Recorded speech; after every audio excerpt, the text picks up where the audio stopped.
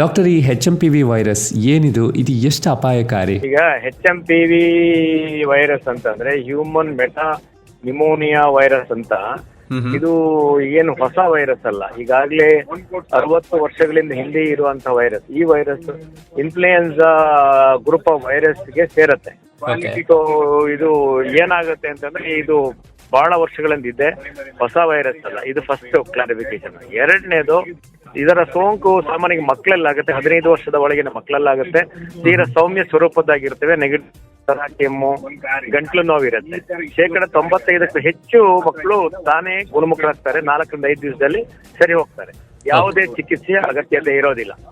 So ಎರಡನೇದು, ಒಂದು 5% ಏನಂತಂದ್ರೆ ಅವರಿಗೆ ಯಾರಿಗೆ ರೋಗ ನಿರೋಧಕ ಶಕ್ತಿ ಕಡಿಮೆ ಇರುತ್ತೆ. ಉದಾಹರಣೆಗೆ ಈಗ ಗರ್ಭಿಣಿ ತಾಯಂದಿರು, ಹಾಲುಣಿಸೋ ತಾಯಂದಿರು, ಕ್ಯಾನ್ಸರ್ ಟ್ರೀಟ್ಮೆಂಟ್ ತಗೊಳ್ತಾ ಇರೋಂಥವ್ರು, ಆಮೇಲೆ ಡಯಾಲಿಸಿಸ್ ಇರೋಂಥವ್ರು, ಈ ರೀತಿ ರೋಗ ನಿರೋಧಕ ಶಕ್ತಿ ಕಡಿಮೆ ಇರೋರಿಗೆ ಸ್ವಲ್ಪ ತೀವ್ರತೆ ಇರುತ್ತೆ. ಇದರಲ್ಲಿ ದೊಡ್ಡವ್ರಿಗೂ ಕೂಡ ಆಗ್ಬೋದು, ಅತಿಯಾಗಿ ವಯಸ್ಸಾಗಿರೋ ಅಂತವ್ರು.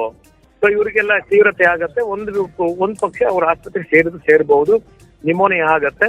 ಚಿಕಿತ್ಸೆ ಪಡೆದ್ರೆ ಸಂಪೂರ್ಣವಾಗಿ ವಾಸಿ ಆಗ್ತಾರೆ. ಸಾವು ಸಂಭವಿಸುವ ಸಾಧ್ಯತೆ ಇರುತ್ತೆ, ಬಟ್ ತುಂಬಾ ಕಡಿಮೆ. ಇನ್ನು ಈ HMPV ಬರ್ದೇ ಇರೋ ಹಾಗೆ ಮುನ್ನೆಚ್ಚರಿಕೆ ತಗೊಳ್ಳೋದು, ಪ್ರಿವೆನ್ಷನ್ ಅಂದಾಗ ಹೇಗಿರ್ಬೇಕು ಅಂತ ಹೇಳ್ತೀರಾ? ಪ್ರಿವೆನ್ಷನ್ ಮಾಡಬೇಕು. ಹೇಗೆ ನಾವು ಕೋವಿಡ್ ಅಲ್ಲಿ ಯಾವ ರೀತಿ ನಾವು ಮಾಡ್ತಿದ್ವೋ, ಹೇಗೆ ಮಾಡ್ತಿದ್ವಿ ನಾವು ಕೈ ಬಾಯನ್ನ ಮುಟ್ಕೊಳ್ಳೋದು, ಬರಿಗೈಯಲ್ಲಿ ಕೈ ಮತ್ತೆ ಕೈಯಿಂದ ಕಣ್ಣು ಮತ್ತೆ ಬಾಯಿಯನ್ನು ಮುಟ್ಕೊಳ್ದೇ ಇರುವಂತದ್ದು, ಪದೇ ಪದೇ ಕೈಗಳನ್ನ ಸ್ವಚ್ಛತೆ ಮಾಡ್ಕೊಳ್ಳುವಂಥದ್ದು, ಸೋಪರ್ ಬಳಸುವುದು ಅಥವಾ ಸ್ಯಾನಿಟೈಸರ್ ಬಳಸುವಂತದ್ದು, ಅಥವಾ ವ್ಯಕ್ತಿಯಿಂದ ವ್ಯಕ್ತಿಗೆ ಒಂದಷ್ಟು ಸೇಫ್ ಡಿಸ್ಟೆನ್ಸಿಂಗ್, ಸೋಷಿಯಲ್ ಡಿಸ್ಟೆನ್ಸಿಂಗ್ ಅಂತ ಅದನ್ನ ಮಾಡೋದು, ಸಾಮಾಜಿಕ ಸುರಕ್ಷತೆ. ಅಥವಾ ಈ ಸದ್ಯಕ್ಕೆ ಅಗತ್ಯ ಇಲ್ಲ ಅಂತ ಅನ್ಕೊಂಡಿದ್ದು ಬಳಸೋದ್ರಲ್ಲಿ ತಪ್ಪಿಲ್ಲ. ಈ ಮಕ್ಕಳಲ್ಲಿ ಶಾಲೆಗಳಲ್ಲಿ ಇರುವಂತ ಮಕ್ಕಳಿಗೆ ಹೇಗೆ ಇರಬೇಕು ಅಂತ ಹೇಳಿ ಈಗ ನಾವು ಅರಿವನ್ನು ಮೂಡಿಸನ್ನ ಮಾಡೋ ಕೆಲಸ ಮಾಡ್ತಿದ್ವಿ. ಶಾಲೆಗಳಲ್ಲಿ ಒಂದಷ್ಟು ಮಾಹಿತಿಯನ್ನ ಕೊಡ್ತೀವಿ. ಇದು ಮಾನ್ಯ ಆರೋಗ್ಯ ಮತ್ತು ಕುಟುಂಬ ಕಲ್ಯಾಣ ಸಚಿವರು ನೇರವಾಗಿ ಮಾಧ್ಯಮದವರಿಗೆ ಒಂದಷ್ಟು ಮಾಹಿತಿಯನ್ನು ಕೊಟ್ಟಿದ್ದಾರೆ. ಅಲ್ಲಿ ಏನ್ ಹೇಳ್ತಾರೆ ಗೈಡ್ಲೈನ್ ಅಲ್ಲಿ ರಾಜ್ಯ ಸರ್ಕಾರದಲ್ಲಿ, ಕೇಂದ್ರ ಸರ್ಕಾರ ಯಾವುದೇ ನಿರ್ದಿಷ್ಟ ಮಾರ್ಗಸೂಚಿ ಬಂದಿಲ್ಲದೆ ಇರೋದ್ರಿಂದ ಯಾವುದೇ ಆತಂಕ ಬೇಡ. ಫಸ್ಟ್ ಅಂಡ್ ಫಾರ್ಮೋಸ್ಟ್ ಆತಂಕ ಬೇಡ.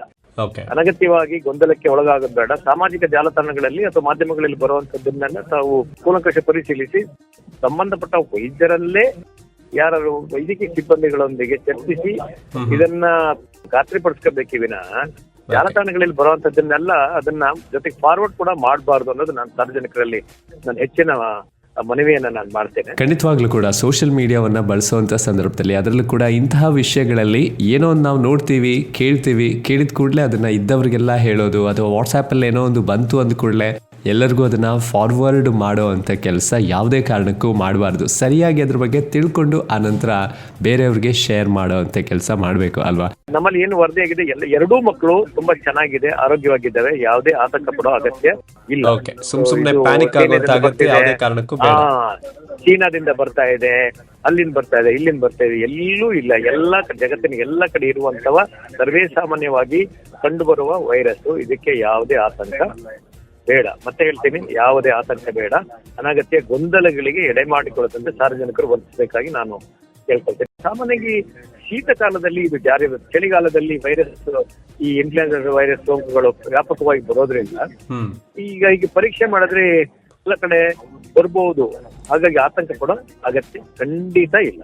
ತುಂಬಾ ಧನ್ಯವಾದಗಳು. ಸಾರ್ವಜನಿಕರು ಈ ಬಗ್ಗೆ ಮಾಹಿತಿಯನ್ನ ಪಡೆಯಲಿ, ಅರಿವನ್ನ ಮೂಡಿಸಿಕೊಳ್ಳಿ, ಎಚ್ಚರಿಕೆಯನ್ನ ಇರಲಿ, ಆದ್ರೆ ಗಾಬರಿ ಬೇಡ. ಧನ್ಯವಾದಗಳು.